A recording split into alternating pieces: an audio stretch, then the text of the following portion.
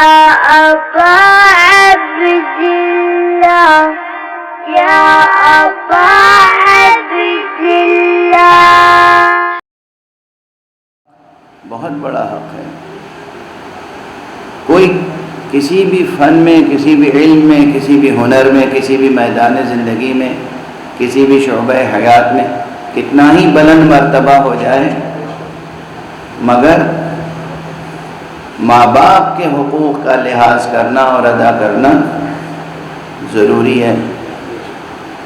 اور جب بات آ گئی ہے تو پھر یہ ذکر کرتا چلوں کہ ماں باپ جو صلبی ماں باپ ہیں، یعنی جس کے صلب سے اور جس کے رحم سے آپ پیدا ہوئے ہیں، وہ تو ماں اور باپ ہیں، لیکن ازروِ قرآن اور ازروِ شرع اور ازروِ سنت پیغمبر کچھ اور ہیں جنہیں وہی رتبہ دیا گیا ہے، تو ان کا احترام بھی اسی نسبت سے لازم ہے.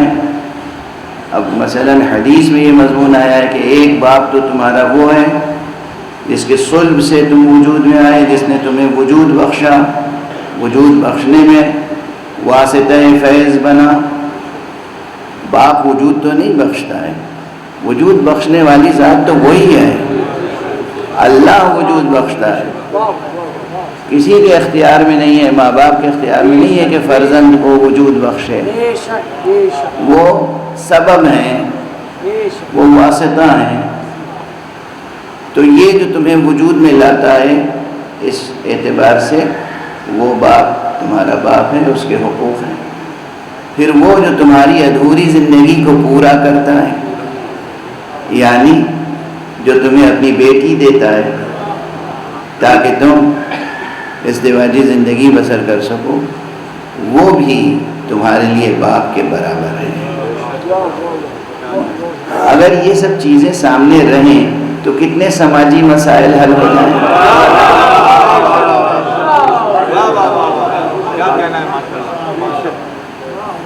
ایک اولو العزم جواں مرد انسان کو ذرا سی بات میں پیش نہیں آنا چاہیے. ہوتی ہیں باتیں جو گوارا نہیں ہوتی، مگر مرد وہی ہے جو ناگوار کو گوارا بنا دے.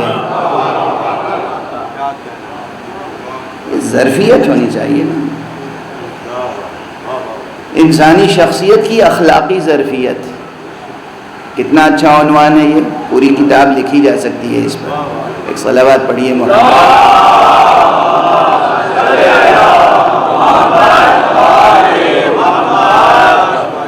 انسانی شخصیت کی اخلاقی ظرفیت کتنی ہونی چاہیے. اور یہ آزمائش زندگی کا حصہ ہے. ہر انسان کو جس آزمائش میں ڈالا گیا ہے اس میں سے ایک والدین ہیں، اور پھر خسر جسے آپ کہتے ہیں. یہ وہ خسر نہیں ہے جو سورہ والعصر میں ہے. والعصر ان الانسان لفی خسر. وہ خسر الگ ہے، خسران، نقصان. لیکن جو اپنی بیٹی دیتا ہے وہ باپ کے برابر ہے. تیسری وہ شخصیت جو آپ کو علم دے، استاد، وہ بھی باپ کے برابر ہے. وہ باپ کے برابر ہے. اب دیکھیے اسلام نے کیا تعلیم دی ہے، پرانی قدریں کیا تھیں، اور آج کل ذرا یونیورسٹیز کا ماحول دیکھ لیجیے کہ پروفیسر صاحبان اور ان کے اسٹوڈنٹس کے درمیان کس قسم کا رشتہ ہوتا ہے. کیسی قدریں بدلتی جا رہی ہیں. شاذ و نادر خال اب بھی مل جاتے ہیں، یورپ میں بھی، امریکہ میں بھی، اور یہاں بھی. ہر جگہ جو اچھے اساتذہ ہیں، اچھے پروفیسر ہیں، چاہے وہ کرسچن ہو، جو ہوں، کوئی ہو، کسی مذہب سے ہو، وہ قدریں رکھتے ہیں. وہ شاگرد کو بیٹے کی طرح سمجھتے ہیں اور شاگرد بھی انہیں استاد کی طرح سمجھتے ہیں. لیکن یہ کلچر اب کم ہو گیا ہے، اور زیادہ تر کلچر یہ ہے کہ کوئی احترام نام کی چیز نہیں ہے درمیان میں. اسٹوڈنٹس کہتے ہیں آپ کیا ہیں، کس چیز کا احترام؟ ارے آپ تنخواہ لیتے ہیں، سخن فروشی کرتے ہیں.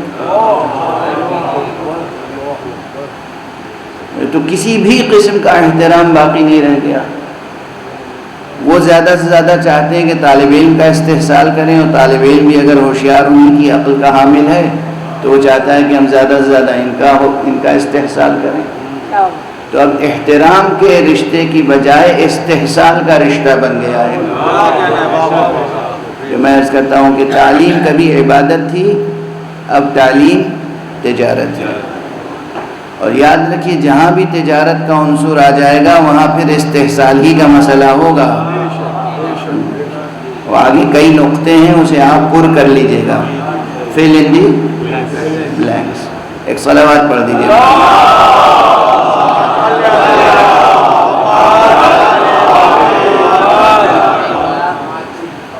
اب اس سے جب بات اس مرحلے تک آ گئی تو آقا نامدار سرکار رسالت مآب حضرت ختم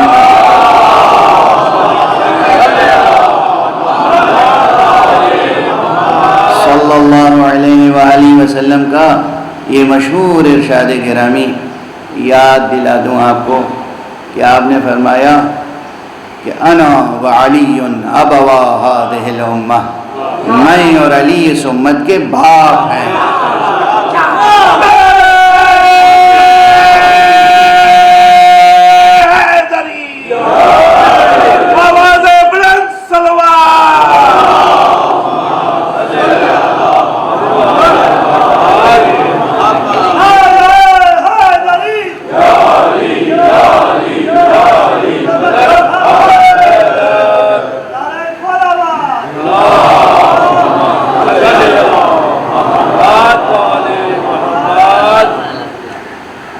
ثابت ہے حدیث حضرت سے۔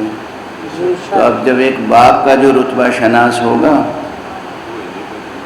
وہ یقیناً اپنے باپ سے زیادہ ان کا رتبہ سمجھے گا، وہ بھی قرآن مجید ہی کی روشنی میں عرض کر رہا ہوں، کیونکہ قرآن مجید نے پیغمبر کا احترام یہ سکھایا ہے واشگاف لفظوں میں کہ اس پیغمبر سے تمہیں ایسی محبت ہونی چاہیے کہ تم اپنے والدین اور اپنی اولاد سے زیادہ محبت کرو۔ قرآن مجید نے خود حد معین فرما دی، تو پھر ان کا رتبہ اور ان کا حق ہماری گردنوں پر پھر سب سے زیادہ ہے، ماں باپ سے بھی زیادہ۔ لیکن یہ تمام حقوق وہ ہیں جو ادا کرنے ہیں، ہمیں ادا کرنے ہیں۔ تو مثال یہ عرض کر رہا تھا کہ ہماری گردن پہ بہت سے حقوق ہیں، ماں باپ کا حق ہے، زوجہ کا حق ہے، اولاد کا حق ہے، دوست کا حق ہے، زمین کا حق ہے، آسمان کا حق ہے، درختوں کا حق ہے، جانوروں کا حق ہے، ہم جو جو چیزیں استعمال کرتے ہیں ان کا حق ہے، ہمارے جسم میں جو ہمارے اعضاء و جوارے ہیں ہر جزو بدن کا حق ہے ہمارے اوپر، جو ہمارے اور آپ کے آقا نامدار امام چہارم حضرت زین العابدین سید الساجدین علیہ الصلاۃ والسلام کے رسالت الحقوق میں بہت تفصیل کے ساتھ بیان کیے گئے ہیں یہ حقوق۔ آپ حضرات کے علم میں یہ بات ہونی چاہیے کہ چوتھے امام علیہ السلام کا ایک رسالہ ہے جس کا عنوان ہے رسالت الحقوق۔ رسالہ کے معنی جو ہیں وہ ایک کتاب یا مختصر کتاب یا ایک خط کے ہوتے ہیں۔ کسی نے آپ سے دریافت کیا تھا کہ آقا ہمارے اوپر کیا کیا حقوق و فرائض ہیں، تو آپ نے اس کے جواب میں جو تحریر لکھی ہے وہ ایک شاہکار ہے، اور کئی لحاظ سے وہ شاہکار ہے۔ ایک تو یہ کہ یعنی اب ادبی اعتبار سے عرض کر دوں کہ عربی زبان میں جو نثر کا ارتقاء ہوا ہے، اچھی نثر، علمی نثر، فلسفیانہ نثر ہے نا، نثر کی بھی تو قسمیں ہیں، جو پروز لکھتے ہیں آپ، جیسے اردو میں اب وہ مشہور ہے کہ اکثر زبانوں کا یہ عالم ہے، جب زبانوں کا ارتقاء آپ دیکھیں گے تو زبانوں کے ارتقاء میں یہ ہے کہ زبانوں میں پہلے تو ظاہر الفاظ زبان پہ آتے ہیں، بولی پیدا ہوتی ہے، اس کے بعد وہ بولی جب ترقی کرتی ہے تو اس میں شاعری وجود میں آتی ہے. اکثر پہلے شاعری وجود میں آتی ہے اور نثر بعد میں وجود میں آتی ہے، چونکہ جذبات انسان کے اندر بہت جلدی پیدا ہو جاتے ہیں، لیکن جذبات پہ ضبط کر کے اس کو فکر میں ڈھالنا یہ بعد کی منزل ہوتی ہے. تو جذبات بہت جلدی شعر میں ظاہر ہو جاتے ہیں اور فکر اپنے مکمل اظہار کے لیے نثر کا مطالبہ کرتی ہے، تو نثر بعد میں وجود میں آتی ہے. عربی تاریخ اگر دیکھیں تو قرآن مجید کے نازل ہونے سے پہلے بس عرب ایک دوسرے سے جو مکالمہ کرتے تھے وہ مکالمہ ہی ان کا سرمایہ تھا. مختصر مختصر جملوں میں مختصر مختصر خطبے ہوتے تھے یا پھر شاعری ہوتی تھی.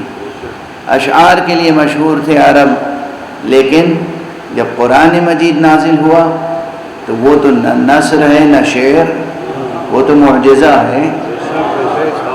اسے عام شعر کے اصول پر بھی آپ نہیں پرکھ سکتے اور عام نثر کے اصول پر بھی نہیں پرکھ سکتے. قرآن مجید کی شان ہی نرالی ہے.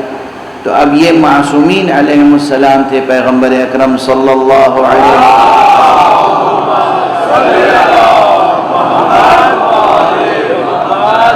اور جناب امیر المومنین علی ابن ابی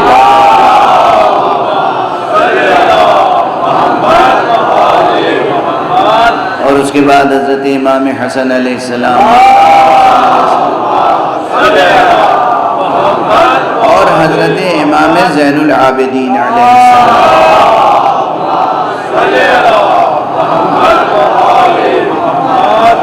ان کے طویل خطبے اور ان کے مکاتبات، ان کے خطوط، رسالے، ان کے قلم سے نکلنے والے عہد نامے، ان کی تاریخی ایک حیثیت ہے، ایک قانونی و شرعی حیثیت ہے، ایک ادبی حیثیت یہ ہے کہ ان تحریروں نے عربی زبان میں علمی، فکری، ادبی اور فلسفیانہ نثر کو وجود بخشا ہے.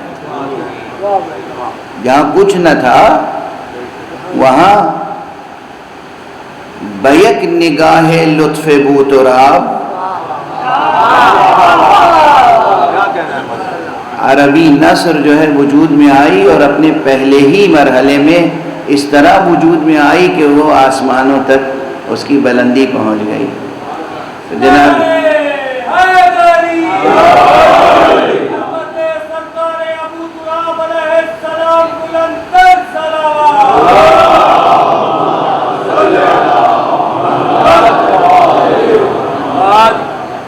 تو اس کے بعد جب آپ ڈھونڈیں گے عربی نثر میں ایکیڈمک نقطہ نظر سے اگر آپ ریسرچ کریں تو پھر رسالہ ملے گا چوتھے امام، امام زین العابدین،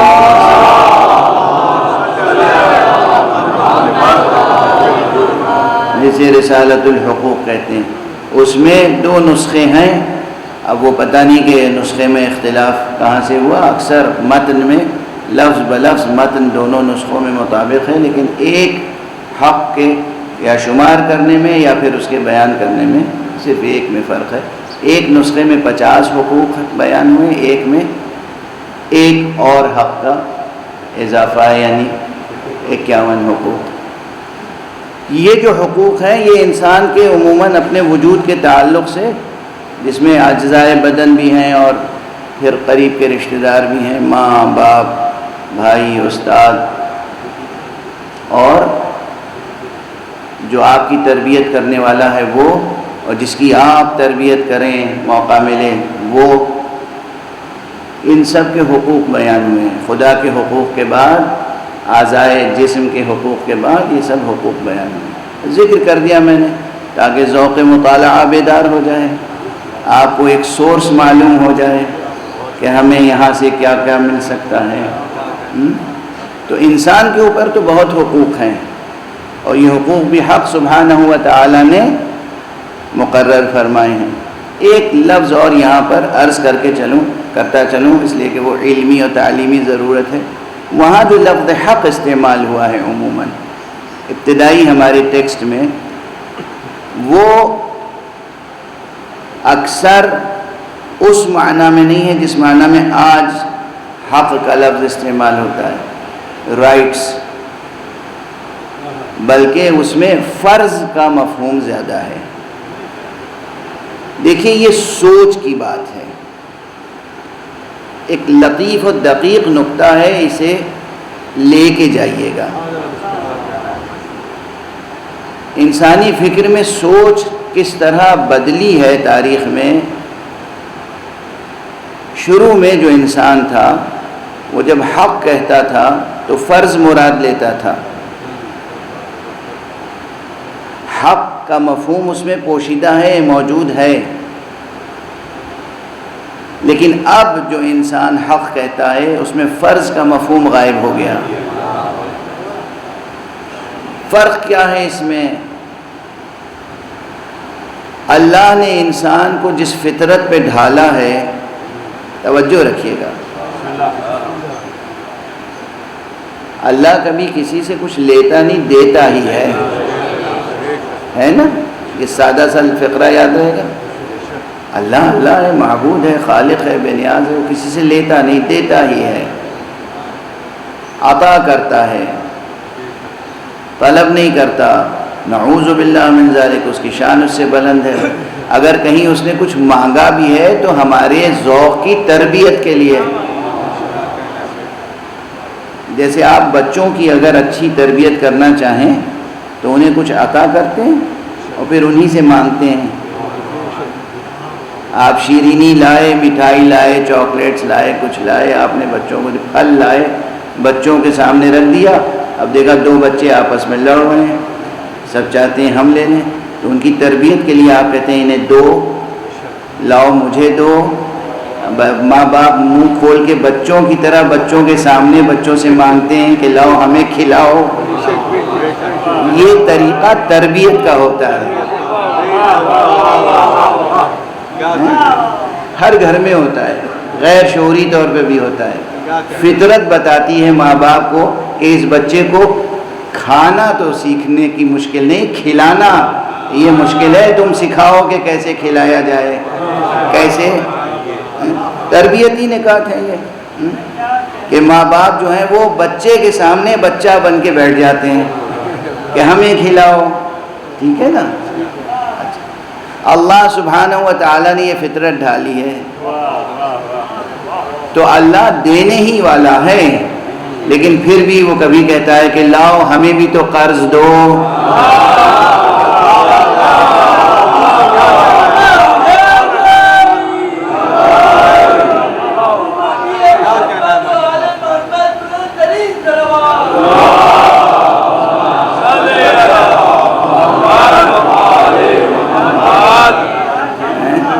ہے نا، قرآن مجید میں ایک سے زائد مقامات پر ہے، ارے ہمیں بھی قرض حسنہ دے دو۔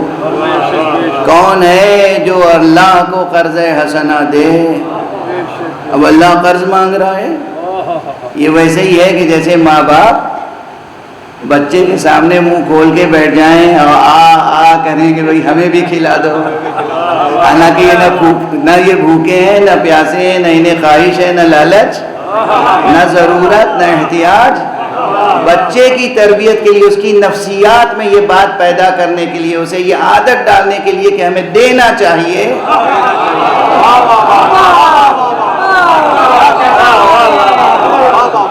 وہ اس طریقے سے تربیت کرتے ہیں۔ اور یہ بھی کہیں ٹریننگ لے کے نہیں آتے، فطری طور پر ایسا ہے۔ ہر پورے مغرب سے مشرق تک، گوری نسل ہو، کالی نسل ہو، زرد نسل ہو، سب میں یہ عادتیں مشترک ہیں، کیونکہ فطرت کا تقاضا ہے، ٹھیک ہے نا۔ اچھا یہ کیوں ہے؟ اگر واقعاً ہر انسان میں یہ خو موجود ہو، یہ صفت موجود ہو، یہ انداز موجود ہو کہ وہ دوسروں کا حق ادا کرتا رہے، اپنا ہر فریضہ پورا کرتا رہے، تو خدا کی قسم کو ایک فرد بھی کائنات میں ایسا نہیں ملے گا جو یہ کہے کہ مجھے میرا حق نہیں ملا۔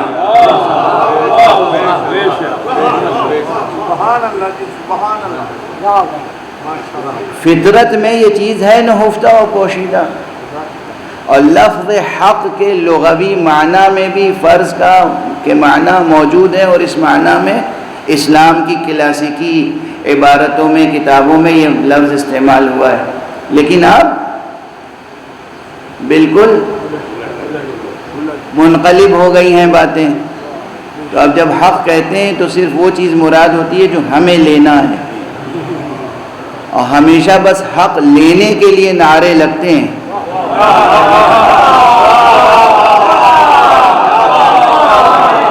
وہ چاہے حقوق نسواں ہوں یا کسی بھی اعتبار سے حقوق ہوں، اور اب تو دنیا اس قدر پست ہو گئی ہے کہ دنیا میں گناہگار گناہ کرنا اپنا حق سمجھتے ہیں، اور حکومتوں اور عدالتوں کے سامنے کھڑے ہو کے کہتے ہیں کہ یہ حق ہے ہمارا، ہمیں ہمارے حق سے محروم نہ کیا جائے۔ کس قدر دنیا کہاں سے کہاں پہنچ گئی۔ اور ہمارے یہاں مقام عبرت ہے، مقام شرم ہے، یہ انسان کدھر جا رہا ہے؟ گناہ کرتے ہیں، گناہ کو اپنا حق سمجھتے ہیں، اور حق کو عدالتوں اور حکومتوں سے طلب کرتے ہیں، اور دنیا کی بڑی طاقتیں ان کی سرپرستی کرتی ہیں، ان کے لیے فنڈز فراہم ہوتے ہیں۔ اپنے اپنے ملکوں کو ایسے سرپرستوں کی سرپرستی سے آزاد کرائیں۔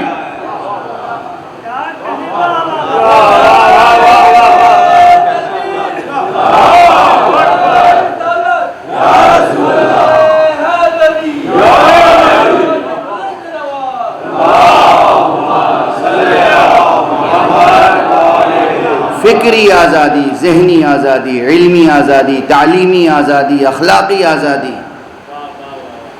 جو میں اس سے پہلے کہہ چکا ہوں کہ وہ سکھانا چاہتے ہیں کہ بھائی ٹھیک ہے، کسی ملک کی تہذیب ہوگی وہاں کپڑے نہیں پہنے جاتے،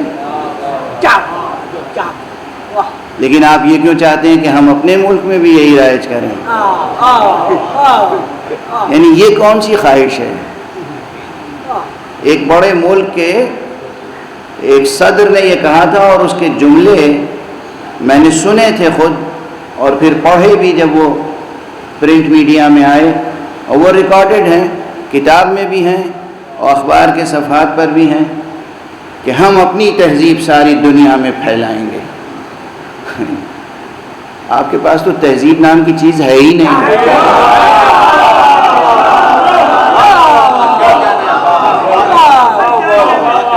اس چیز کو آپ تہذیب کہتے ہیں؟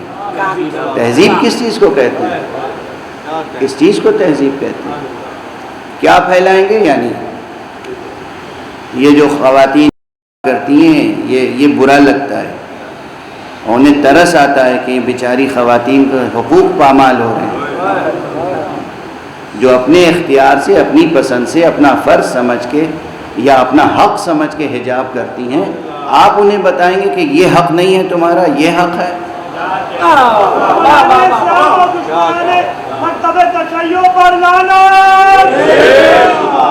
دیکھیے، صرف زبان سے لعنت کے نعرے نہ ادا کیے،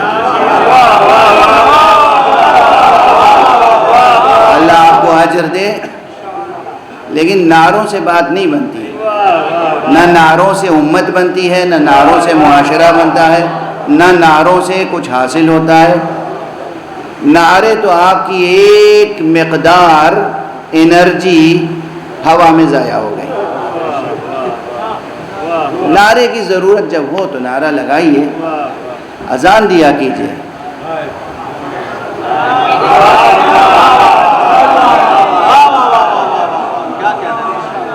اذان، آپ کو معلوم ہے اذان کی برکتیں کتنی ہیں، لیکن اب جدید دنیا کے لوگوں کو ہماری اذانیں بھی تو کھٹکتی ہیں۔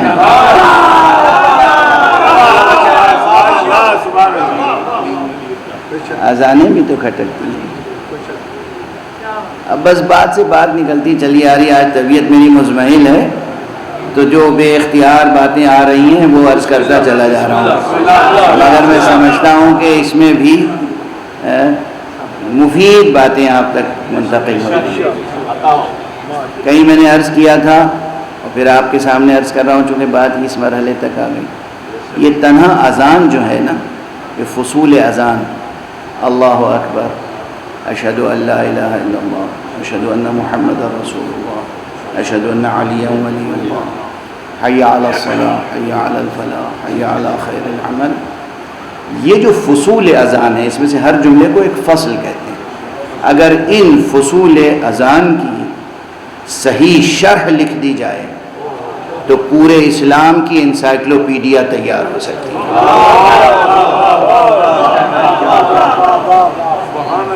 جو مفصل اسلام ہے نا، اصول سے لے کر فروع تک، فلسفے سے لے کر اخلاقی جزئیات تک، یہ سب سمٹ کے آ گیا ہے ان فصول اذان میں.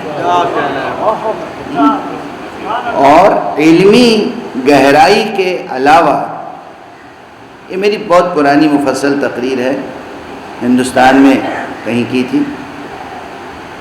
علمی جامعیت کے علاوہ، مضامین کی جامعیت کے علاوہ، مطالب کی جامعیت کے علاوہ، اذان میں جو تاثیر ہے تکوینی، ذہنوں کو بدل دینے کی قوت، دلوں کو بدل دینے کی قوت، نحوستوں کو دور کرنے کی قوت، برکتوں کو جلب کرنے کی قوت، یہ اذان میں یہ قوتیں ہیں.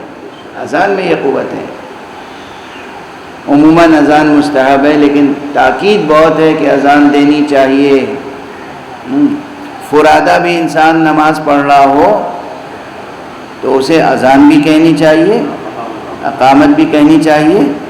اور دیکھیے اس کی برکت کیا ہے. ایک برکت ذکر کر دوں. معصوم نے بتایا کہ اگر انسان اذان اور اقامت دونوں کہے اور اس کے بعد نماز پڑھے تو فرشتوں کی 2 صفیں، وہ بھی اتنی طویل کہ ان کے دونوں کناروں کا انسان احاطہ نہیں کر سکتا. یہ روایت کے الفاظ ہیں. اتنی طویل 2 صفیں اس کے ساتھ نماز پڑھتی ہیں. تو جب آپ کے ساتھ 2 طویل صفیں فرشتوں کی نماز پڑھیں گی تو آپ کی نماز کیوں نہ قبول ہوگی.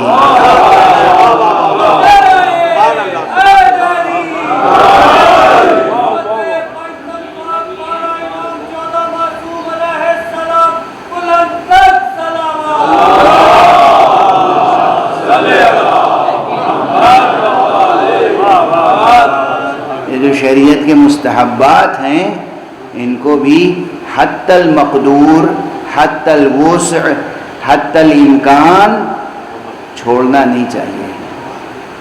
یہ جو مستحبات ہیں، واجبات میں تاثیریں تو اور بھی قیامت کی ہیں. یہ تو مستحبات ہیں، واجبات میں تو اور بھی قیامت کی تاثیریں.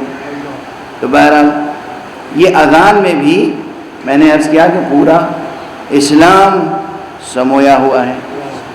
بات بہت پھیلتی اور بکھرتی نہ چلی جائے تو میں پھر سمیٹ لوں کہ ہماری اذانیں بری لگتی ہیں، ہمارا لباس برا لگتا ہے، ہماری ہر چیز بری لگتی ہے، ہماری تہذیبی قدریں آپ کو برائیاں نظر آتی ہیں اور آپ اپنی برائیوں کو اچھائیاں کہہ کر پیش کرتے ہیں. یہ ہمارے صحافیوں کا فرض ہے، یہ ہمارے دانشوروں پر فرض ہے، یہ ہمارے لکھنے والے ادیبوں شاعروں پر فرض ہے کہ ایسے موقع پر کسی بھی اعتبار سے کسی باطل قوت سے مرعوب نہ ہوں، اپنی تہذیبی اور ثقافتی میراث کی حفاظت کریں اور خودداری کا ثبوت دیں. حقیقی دانشوری کا تقاضا سچی دل سوزی ہوتی ہے، اس دل سوزی کا حق ادا کریں. ایسا نہ کریں کہ اپنی نسلوں کو ایسے پالنے والوں کے سپرد کر دیں کہ جو نسلوں کو برباد کر دیں. تعلیم گاہوں کی حفاظت کی ضرورت ہے، تربیت گاہوں کی حفاظت کی ضرورت ہے، تاکہ یہ دیکھیے، یعنی اگر واقعاً ہر فرد اپنے ماتحت اور اپنے ارد گرد جتنے رشتے ہیں اس کا حق ادا کرتا رہے فرض سمجھ کر، تو کہیں کوئی ایک فرد ایسا نہ ملے گا جو کہے کہ ہمیں تو ہمارا حق نہیں ملا، اور نتیجے میں پھر ٹکراؤ یا رنجش یا دشمنی کا موقع ہو اور پھر احتجاج کرنے کی نوبت آئے، ضرورت ہی نہیں آئے گی، ہر ایک کو اس کا حق ملتا رہے گا اور بسہولت ملتا رہے گا۔ جیسے خدا عطا کرتا رہتا ہے بے طلب، ایسے ہی وہ چاہتا ہے کہ اس کے بندے حقوق ادا کرتے رہیں بغیر احتجاج کے۔ یہ تربیت اسلامی،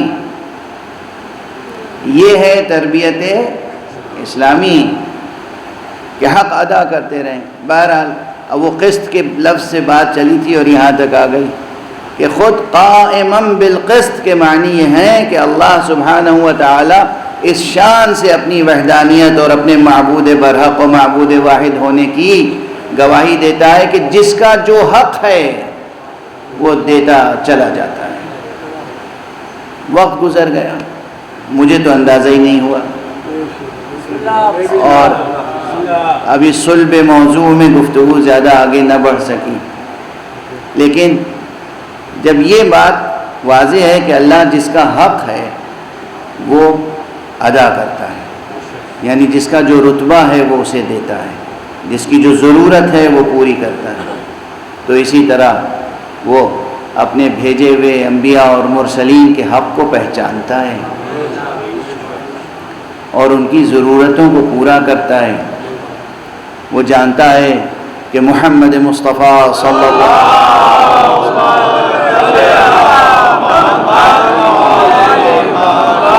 کا مرتبہ کیا ہے، ان کا حق کیا ہے، اور اسی لحاظ سے وہ بندوں کو مکلف کرتا ہے کہ دیکھو ان کو اپنی جان سے، اپنے ماں باپ سے، اپنی اولاد سے زیادہ عزیز رکھنا اور زیادہ احترام دینا۔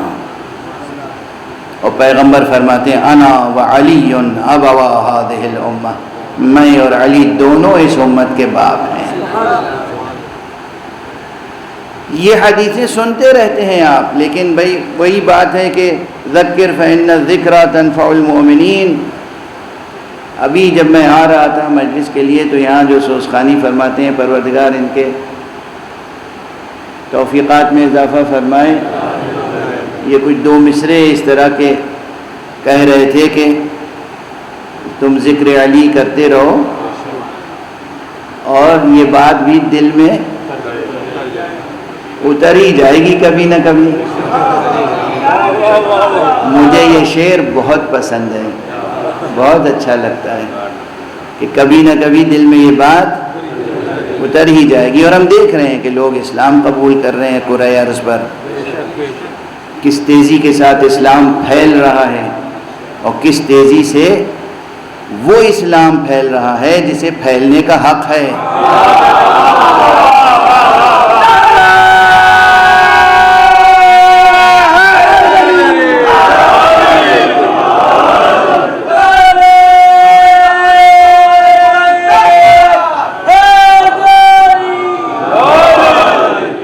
کس طریقے سے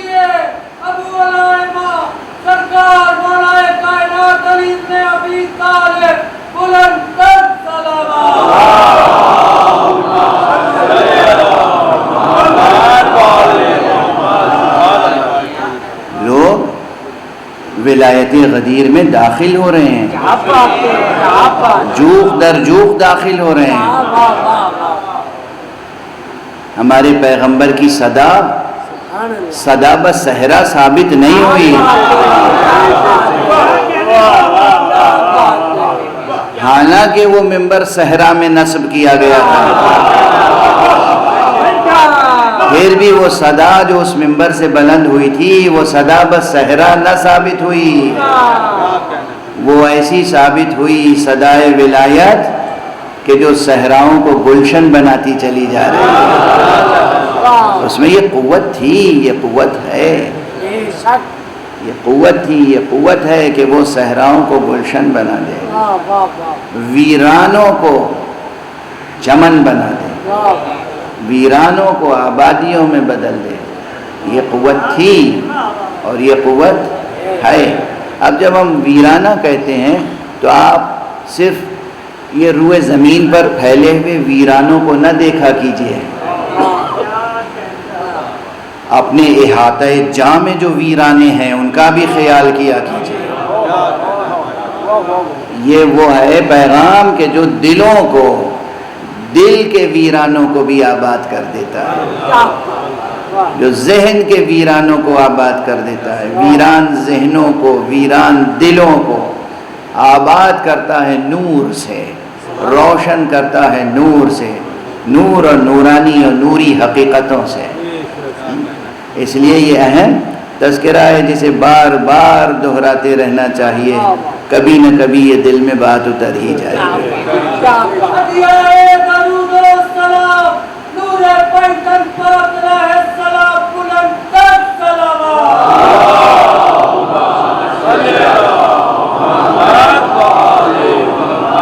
پروردگار حق شناس ہے، اس سے بڑا کون حق شناس ہوگا؟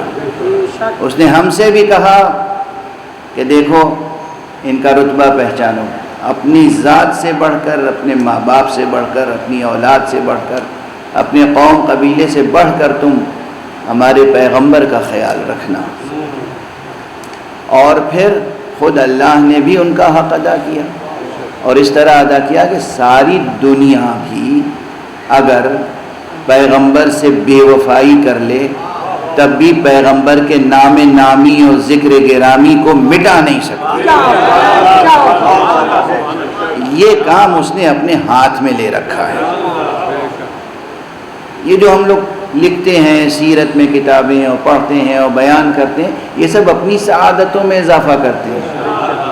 اگر ساری انسانیت بھی اپنے حقوق سے بیگانہ، اپنے فرائض سے بیگانہ ہو جائے تو یہ نہیں ہے کہ نام گرامی مصطفیٰ اس کائنات سے مٹ جائے، نہیں، ناممکن ہے۔ نہ سرکار رسالت مآب کا نام نامی مٹ سکتا ہے، اور نہ ان کی جان کا اسم گرامی، ان کے نفس کا ذکر گرامی، امیر المومنین علی ابن ابی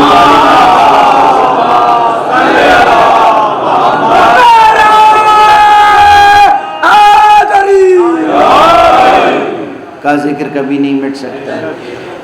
کبھی میں نے عرض کیا تھا کہ دیکھیے تو صحیح، اب ذکر پہ بات آ گئی ہے، دیکھیے آج کل تو بہت جلدی آپ اس بات کو فوراً میں اشارہ کروں گا اور سمجھ جائیں گے، اس کرۂ ارض پر، گلوب پر، پورے گلوب پر اذان ہی کو دیکھ لیں، ابھی ایک مسجد کی اذان ختم نہیں ہوتی کہ دوسری مسجد کی اذان شروع ہو جاتی ہے۔ یعنی ایک شہر کی اذان ختم نہیں ہوتی کہ دوسرے شہر کی اذان شروع ہو جاتی، ایک ملک کی اذان ختم نہیں ہوتی کہ دوسرے ملک کی اذان شروع ہو جاتی ہے۔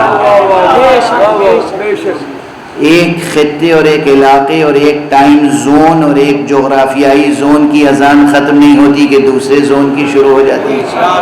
اس کے معنی یہ ہے کہ 24 گھنٹے مسلسل کرۂ ارض پر اشہد ان محمد الرسول اللہ کی آواز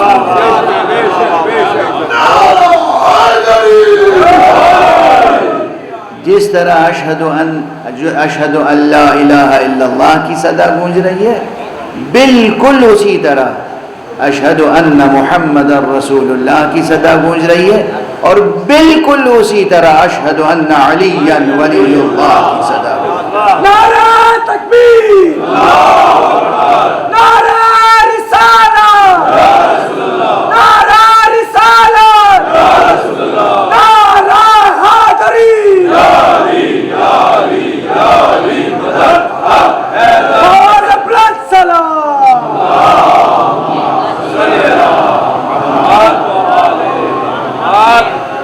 یہ رفعت ذکر مصطفیٰ علی یہ کیوں ہے؟ ایک تو اس نے قرآن مجید میں وعدہ کیا تھا وَرَفَعْنَا لَكَ ذِكْرَكَ، اور ہم نے آپ کی خاطر سے آپ کے ذکر کو بلند کیا ہے۔ اب یہ ہماری عقیدت مندانہ بات تو نہیں ہے نا، صرف معلوم ہو گیا کہ اللہ کا ارادہ ہے اور اللہ کا وعدہ ہے، یہ یوں ہی نہیں ہے، یہ اللہ کا ارادہ ہے، اللہ کا وعدہ ہے۔ وَرَفَعْنَا لَكَ ذِكْرَكَ، اب یہ جس سورے میں ہے وَرَفَعْنَا لَكَ ذِكْرَكَ، وہ سورہ یاد رکھیے گا، بہت اہم ہے۔ سورہ انشراح، سورہ شرح، سورہ الم نشرح، الم نشرح لک صدرک، کیا ہم نے آپ کے سینے کو کشادہ نہیں کیا؟ وَوَضَعْنَا عَنْكَ وِزْرَكَ، اور کیا ہم نے آپ کے بار کو ہلکا نہیں کیا، اتارا نہیں؟ یہ سورہ بہت اہم ہے۔ اگر آپ جستجو کریں کہ یہ بار کون سا ہے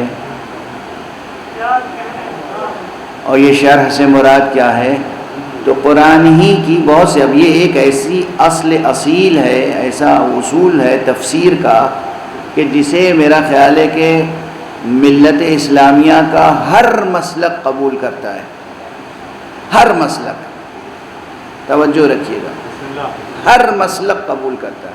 یوں تو تفسیر کے بھائی شیعہ تفسیریں الگ ہیں اور سنی تفسیریں الگ ہیں، اور سنی تفسیروں میں بھی دیوبندی تفسیریں الگ ہیں اور بریلوی تفسیریں الگ ہیں، اور معلوم ہوا کہ دوسرے مسالک میں شافعی اور مالکی اور حنبلی اور حنفی اور عباغی اور زیدی، اور ہر ایک یہاں کہیں نہ کہیں بعض آیتوں کی تفسیر میں فرق ہے، اور ان کے اپنے اپنے اصول کے، تفسیر کے اصول اور تفسیر کے قواعد انہوں نے مرتب کیے ہیں کہ ہم ان قانونوں کے تحت، ان قوانین کے تحت تفسیر کریں گے، انٹرپریٹیشن کریں گے قرآن کا۔ ایک اصول سب کو عزیز ہے، سب کو، علی اختلاف المذاہب والمسالک، اور وہ یہ کہ قرآن کی تفسیر قرآن ہی سے کریں، یعنی قرآن کے ایک جملے کی تشریح قرآن ہی کے دوسرے جملوں میں ڈھونڈیں اور پھر سمجھیں کہ اس کی شرح کیا ہو سکتی ہے، ٹھیک ہے؟ تو اگر آپ کو اس مقام کو سمجھنا ہو، أَلَمْ نَشْرَحْ لَكَ صَدْرَكَ وَوَضَعْنَا عَنْكَ وِزْرَكَ، تو آپ ڈھونڈیں، تلاش کریں، قرآن مجید میں مل جائے گی تشریح، بالکل اس کے قریب ترین الفاظ، بلکہ جوں کہ توں الفاظ مل جائیں گے۔ میں آپ کو اشارہ کروں گا سورہ مبارکہ طٰہٰ کی طرف۔ سورہ طٰہٰ غالباً قرآن مجید کا 20واں سورہ ہے۔ اس میں جناب موسیٰ علی نبینا وعلیہ السلام کی دعا ہے۔ اس میں جناب موسیٰ نے فرمایا ہے رب اشرح لی صدری،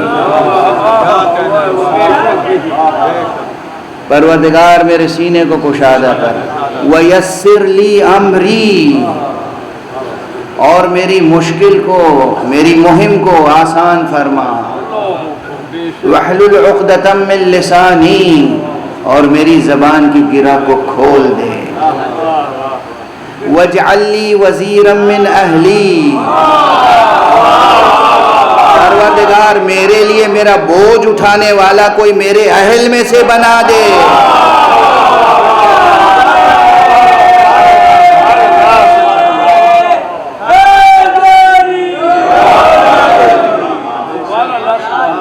قرآن ہی ہے نا، رب اشرح لی صدری ویسر لی امری واحلل عقدۃ من لسانی یفقہوا قولی، ان کو توفیق دے کہ میری بات سمجھ سکیں۔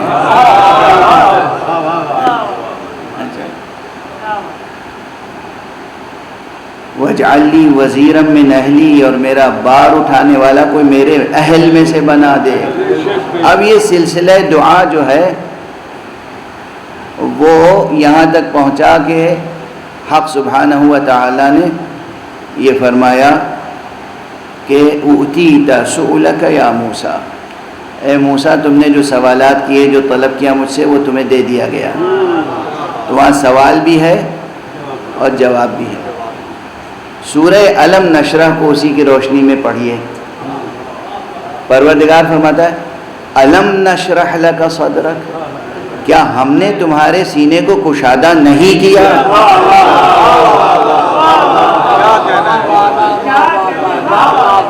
وہاں جناب موسیٰ دعا فرما رہے ہیں کہ ہمارے سینے کو کشادہ کر دے، اور یہاں کہا جا رہا ہے کیا ہم نے تمہارے سینے کو کشادہ نہیں کیا؟ واضح ہے۔ وہاں فرما رہے ہیں کہ میرا کوئی بوجھ اٹھانے والا بنا دے جو میرے اہل سے ہو، اور یہاں کہا جا رہا ہے وَوَضَعْنَا عَنْكَ وِزْرَكَ، کیا ہم نے تمہارا بوجھ اتار نہیں دیا؟ یہ لفظ وزر ہی سے وزیر بنا ہے۔ وزیر کہتے ہیں جو وزر اٹھائے، وزر یعنی بار۔ اچھا یہ کون سا بار تھا؟ جناب موسیٰ پر کون سا بار تھا؟ کہیں کسی تاریخ میں ایسا نہیں ملتا، کسی آیت میں، کسی روایت میں، اسرائیلیات کی خرافات میں کہیں یہ نہیں ملتا. یعنی اسرائیلیات میں بہت سی حدیثیں وضیع جعلی ہیں جنہیں خرافات کہہ سکتے ہیں آپ. اس میں کہیں یہ نہیں ملتا کہ کیا کوہ طور اٹھا کے دوش پر پھرتے رہتے تھے موسیٰ.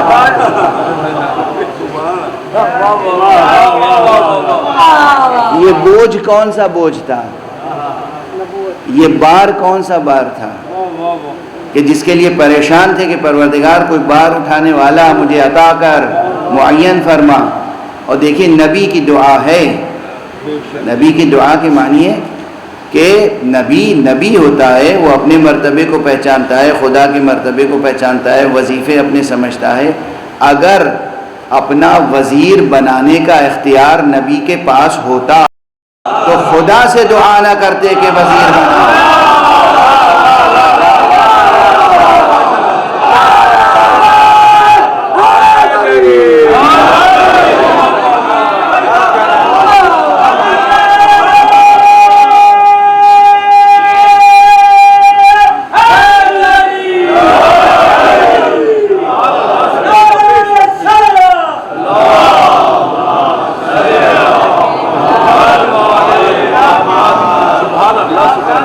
خدا سے دعا کر رہے ہیں پروردگار تو میرا وزیر میرے اہل میں سے بنا دے. یعنی گویا اس نقطہ نظر سے کون اہل ہے کون نہیں ہے یہ مسئلہ بھی خدا پہ ڈالا گیا. دنیا والوں کو نہیں کہا گیا کہ تم پہچان لو کہ کون اہل ہے کون اہل نہیں ہے. خدا پہ بات ڈالی ہے جناب موسیٰ نے. اور یقیناً یہ بار کوئی اور بار نہیں تھا جس کے لیے وزیر کی تلاش تھی. یہ بار ہدایت تھا، امتوں کی ہدایت کا بار، نسلاً بعد نسل آنے والے انسانی کاررواں کی ہدایت اور ان کی امامت اور ان کی رہبری اور ان کی تعلیم اور ان کی تربیت کا بار تھا. اس کے علاوہ اور کوئی بوجھ کوئی بار نہیں تھا، کوئی ہم و غم نہیں تھا. اور یقیناً یہی مسئلہ حضرت پیغمبر صلی اللہ علیہ وسلم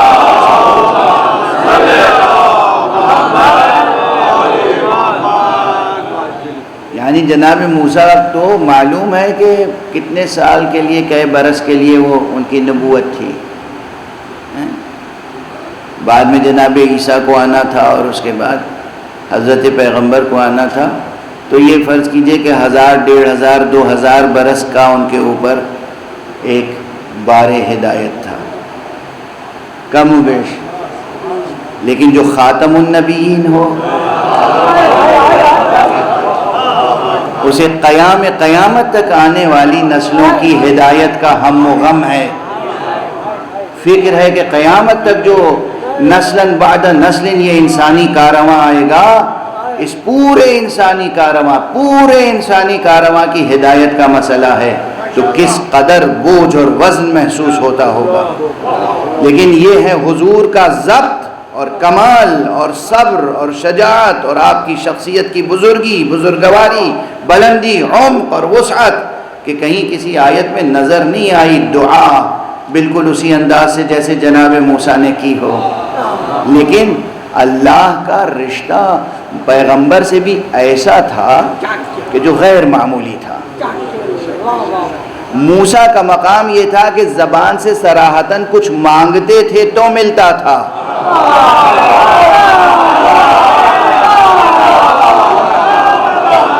حضرت خاتم کی حیثیت یہ تھی کہ اگر دل میں کوئی خواہش پیدا ہوئی اور بس یوں آسمان کی طرف دیکھ لیا تو پروردگار فرماتا تھا کہ قد نرا تقلب وجهك فی السماء، ہم دیکھ رہے ہیں کہ آپ چہرہ اٹھا کے آسمان کی طرف دیکھ رہے ہیں، اب ہم آپ کی آرزو پوری کر دیں گے.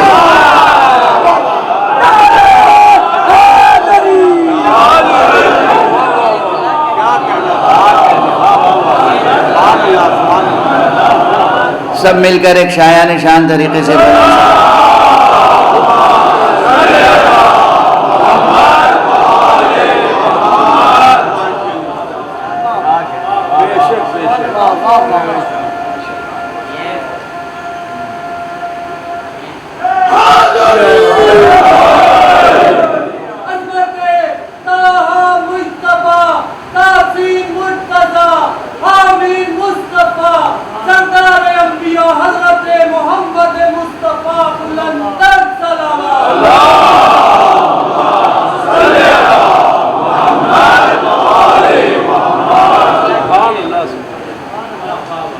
اس کی تفصیل الگ ہے، لیکن مربوط کر دوں اس مقام سے کہ وہاں جناب موسیٰ نے کہا کہ رب اشرح لی صدری، اور یہاں جناب پیغمبر سے حق سبحانہ و تعالیٰ نے کہا الم نشرح لک صدرک، کیا ہم نے تمہارا سینہ کشادہ نہیں کیا؟ ووضعنا عنک وزرک، اور کیا تمہارا بوجھ ہم نے ہلکا نہیں کر دیا؟ یعنی گویا کہہ رہے ہیں کیا ہم نے وزیر نہیں بنا دیا؟ خدا کہہ رہا ہے پیغمبر سے کہ ہم نے وزیر بنا دیا، امت کہہ رہی ہے کہ نہیں بنایا۔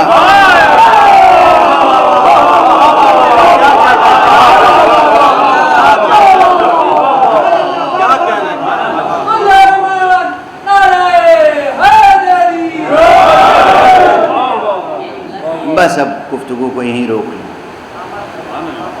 وزیر بنایا بھی تو کیسے کو بنایا؟ یعنی یہ جو شہد اللہ انہ لا الہ الا ہو، اللہ خود گواہی دیتا ہے کہ وہ معبود برحق ہے، اس کو اس مقام پر اسی طرح سے بندے کی طرف سے گواہی دینے والا، یہ کہنے والا یا من دل علی ذاتہ بذاتہ، اے وہ کہ جس نے اپنی ذات پر اپنی ذات ہی کے ذریعے سے دلالت کی، علی کے علاوہ کوئی نظر نہیں آتا۔ جناب مولا کائنات علیہ السلام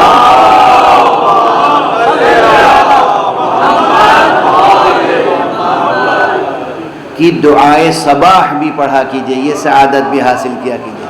ایک دعا ہے آپ کی دعائے صباح، جو صبح میں آپ نماز پڑھنے سے قبل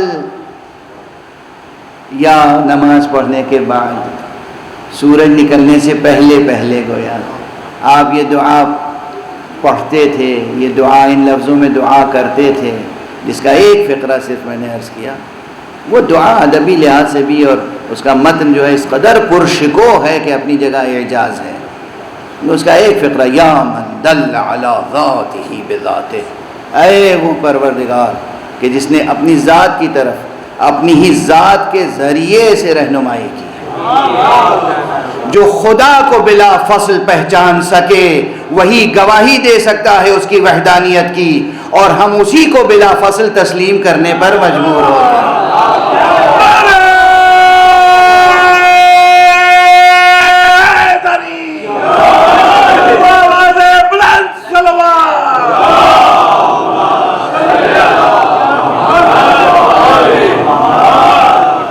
لیکن ہر ایک کسی واسطے سے پہچانتا ہے۔ مولا فرما رہے ہیں یا من دل علی ذاتہ بذاتہ۔ اب یہاں بحثیں بہت ہیں، سوالات بھی بہت ہو سکتے ہیں، جوابات کی بھی گنجائش ہے، لیکن وقت میں گنجائش نہیں۔ اس مولا کا،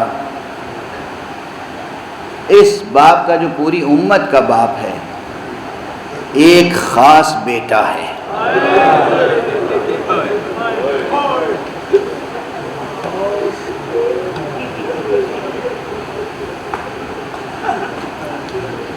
امت کی بدقسمتی ہے کہ جس نے نہ باپ کی قدر پہچانی نہ بیٹے کی۔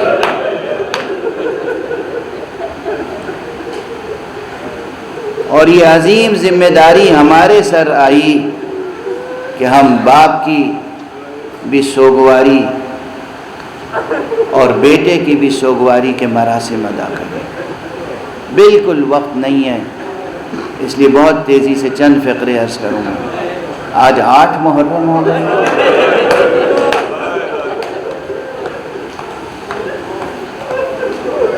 ظاہر ہے یوں تو سب کی شہادتیں روز عاشورہ ہوئی تھیں، لیکن ہم نے ایک ایک دن مقرر کر لیے ہیں اپنی سہولت سے، تاکہ جو بہت نمایاں شہادتیں ہیں ان کا تذکرہ ہو جائے۔ تو 8 محرم مخصوص ہے نا خدائے وفا، علمدار لشکر خدا حضرت ابو الفضل العباس، سقائے اہل بیت، سقائے حرم حسینی، سقائے سکینہ پر گریہ و ماتم کے لیے مخصوص ہے۔ عباس عباس علیہ السلام کے فضائل، ان کے اپنے مراتب، ان کے مناقب، ان کے علمی کمالات، ان کی نسل میں جو بہت سے علماء فقہاء پیدا ہوتے رہے، عرفاء پیدا ہوتے رہے، وہ ایک عظیم تاریخ ہے، عظیم الشان باب تاریخ اہل ایمان ہے اور تاریخ ایمان۔ لیکن آج اب ان تمام چیزوں کے بیان کا کہاں موقع ہے؟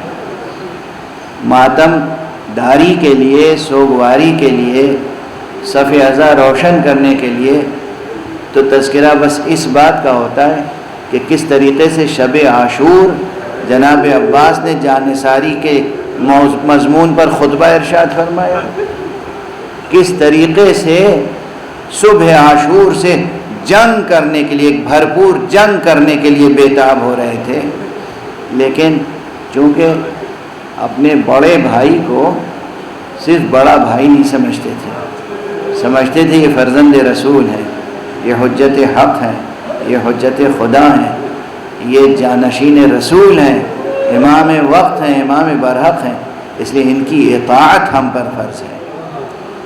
تو خود صاحب نظر و صاحب نظریہ ہونے کے باوجود، خود کامل العقل اور کامل الفکر ہونے کے باوجود، خود اول العزم ہونے کے باوجود، مکمل طور پر ایک خود سپردگی کی کیفیت تھی، جو آقا کی مرضی۔ 2 محرم کو کربلا میں کارواں جب پہنچا، اسی وقت ممکن تھا کہ جنگ ہو جاتی، اور زہیر نے نعرہ لگا دیا تھا، لیکن خود آقا حسین نے صرف اس خیال سے کہ کہیں عباس زہیر کی بات کو مان نہ لیں اور کہیں وہ آستین نہ الٹ لیں، ان کے جذبات کو ضبط کرنے کے لیے آقا حسین نے سہارا جناب زینب کا لیا۔ بہن زینب، شہزادی خزادی زینب، تمہیں اللہ بہت اجر دے گا، تمہیں معلوم ہے نا ہم کیوں کربلا آئے ہیں؟ ارے ہمیں تو مشیت پہ عمل کرنا ہے، ہمیں تو قربانیاں دینی ہیں، ذرا عباس کو بلا کے سمجھا دو، اور یہ جنگ کرنے کا وقت نہیں۔ 2 محرم سے لے کر اور شب عاشور آ گئی، ایک ایک موقع پر حضرت عباس کا جذبہ جہاد بیدار ہوتا رہا، لیکن آقا کی چشم ابرو دیکھ کر ضبط کرتے رہے۔ 9 محرم کو جب دشمنوں نے گستاخی کی اور حملے کے ارادے سے قریب آ گئے خیمہ گاہ کے، تو جناب عباس نے اپنی تلوار سے ایک نشان کھینچ دیا زمین پر، کہا بس اب اس کے آگے نہ بڑھنا جب تک میں آقا سے اذن لے کر آ نہ جاؤں۔ تشریف لائے اور بس ایک جملہ کہا، آقا دشمنوں نے حملہ کر دیا ہے، گویا یہ اذن جہاد لے رہے ہیں کہ اب مجھے اجازت دے دیجئے، لیکن اللہ رے ابتلاء و آزمائش شجاعت عباس، آقا امام حسین نے پھر کہا بھیا عباس جاؤ ان سے ایک شب کی مہلت لے لو۔ جو جنگ کے لیے تڑپ رہا تھا اس سے مہلت لی گئی، اس کے ذریعے سے مہلت لی گئی۔ دیکھیے یہ مشہور واقعات ہیں اور آپ کی آوازیں بھی بلند ہیں، آپ کی آنکھوں سے آنسو بہہ رہے ہیں۔ جناب عباس علیہ السلام نے وہ شب کی مہلت لی، صبح عاشورہ نمودار ہوئی اور سلسلہ شروع ہو گیا، جہاد کا، مجاہدے کا، شہداء کا سلسلہ شروع ہوا، یہاں تک کہ اصحاب کا سلسلہ ختم ہو گیا، اور اہل بیت میں سے بنی ہاشم میں سے بھی کئی شہید راہ خدا میں جان نذر کر چکے۔ تو جناب عباس تشریف لائے، آقا اجازت ہے کہ اب میں بھی جا کر قربانی پیش کر دوں؟ اور اس وقت بھی سرکار سید الشہداء نے فرمایا عباس تم تو میرے لشکر کے علم بردار ہو، اجرکم علی اللہ، اجرکم علی اللہ۔ کیا کیا مقامات ہیں، اب ان مکالموں کی شرح و تفسیر بیان کرنے کی نہ طاقت ہے، نہ سکت ہے، نہ وقت میں گنجائش ہے۔ آقا عباس نے کہا آقا یہ تو بتائیے وہ لشکر اب کہاں رہ گیا جس کا کبھی میں اس کی تشریح کر چکا ہوں کہ انہوں نے یہ سوال کیوں کیا اور انہوں نے یہ جواب کیوں دیا، کیونکہ لشکر تو ایک ایسا بڑا لشکر موجود تھا، بلکہ کئی لشکر تھے جو عام انسانوں کو آنکھوں سے نظر نہیں آتے تھے۔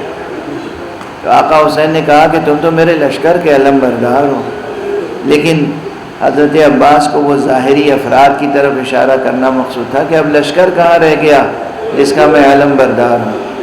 آقا نے پھر کہا اچھا اگر تم نے میدان میں جانے کا ارادہ کر ہی لیا ہے تو ذرا دیکھو تو خیام سے بچوں کی التش التش کی آوازیں،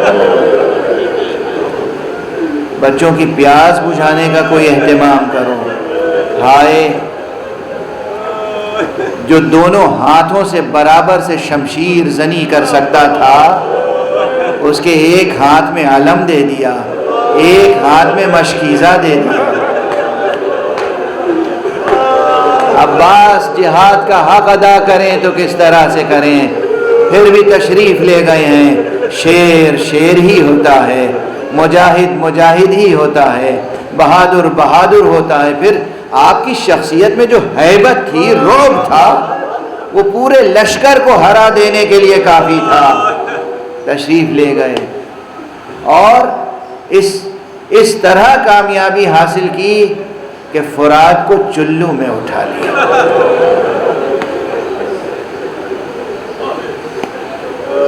چلو میں فرات ہو، اسے کہتے ہیں مواسات، اسے کہتے ہیں مواسات، اسے کہتے ہیں وفا۔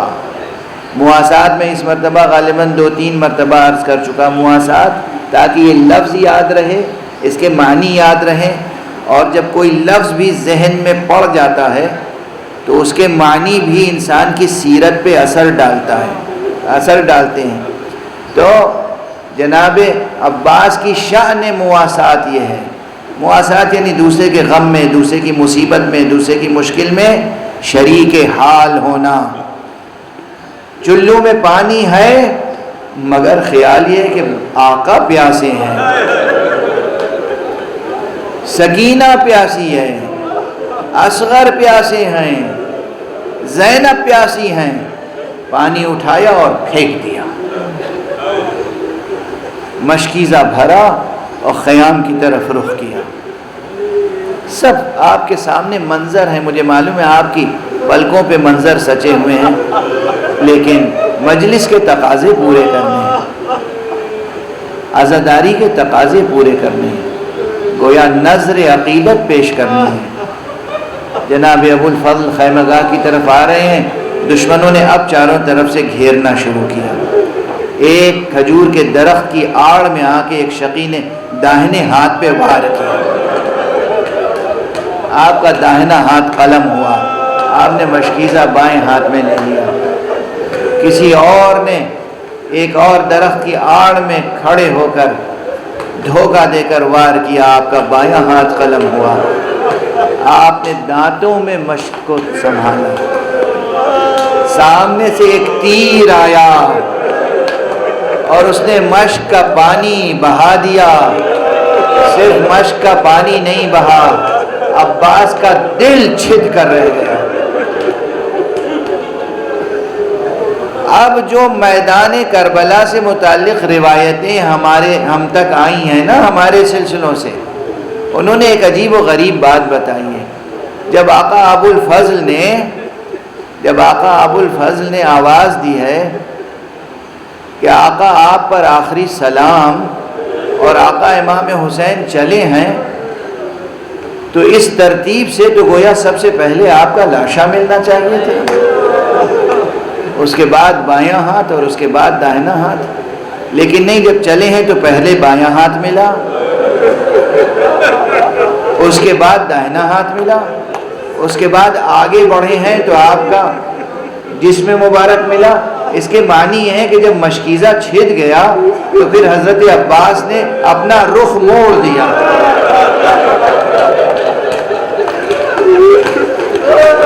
خیمہ گاہ کی طرف جانے کے بجائے دوبارہ میدان کی طرف رخ کر لیا. واہ عباس بہت ابھی بیان مصائب کے رخ موجود ہیں مگر وقت بالکل تمام ہو چکا. تو میں ایک بات عرض کر دوں بس، اور وہ یہ ہے کہ دونوں شانے تو قلم ہو گئے تھے. جب سر مبارک پر گرز لگا ہے اور آپ زمین پر آئے ہیں تو بس قابل فکر ہے کہ کس طرح زمین پر آئے ہوں گے. گھوڑے سے زمین پر آنے والا ہر سوار جب آتا ہے تو کم سے کم ہاتھوں کے سہارے سے زمین پر آتا ہے. یہ سوال وہ ہے جو سب سے پہلے جناب ام البنین نے کیا تھا.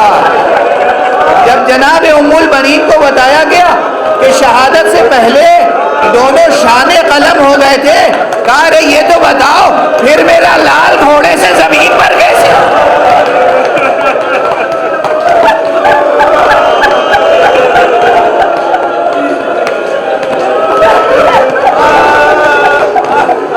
برداشت کریں گے؟ میں خود کبھی اتنے مصائب نہیں پڑھتا مگر برداشت کریں گے تو عرض کر دوں. علامہ سید بحر العلوم بہت بزرگ عالم تھے. پورا ایک سلسلہ ان کے خاندان کا بحر العلوم نجف میں عراق میں موجود ہے، اب بھی موجود ہے. ایک سے ایک فقیہ، عارف، بزرگوار، محقق، فقیہ، مجتہد پیدا ہوئے. اور خود ان کا عالم یہ تھا اپنے زمانے میں کہ بعض ایسے تھے ان کے زہد و تقوی اور علم کو دیکھ کر کہ جو دھوکے میں پڑ جاتے تھے کہ کہیں یہی امام زمانہ تو نہیں ہے.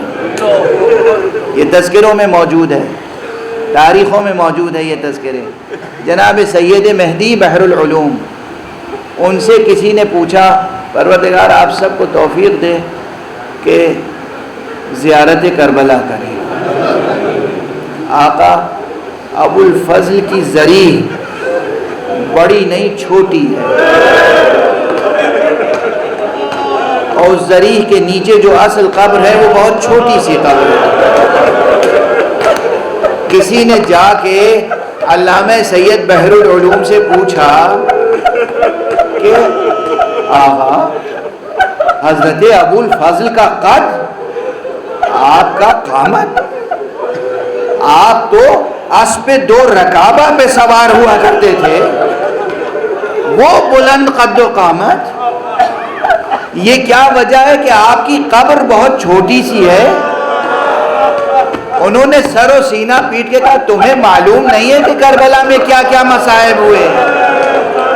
حضرت عباس ان شہداء میں سے ہیں کہ جن کا سر مبارک قلم کرنے کے بعد دشمنوں نے ان کے پورے جسم کو ٹکڑے ٹکڑے کر ڈالا.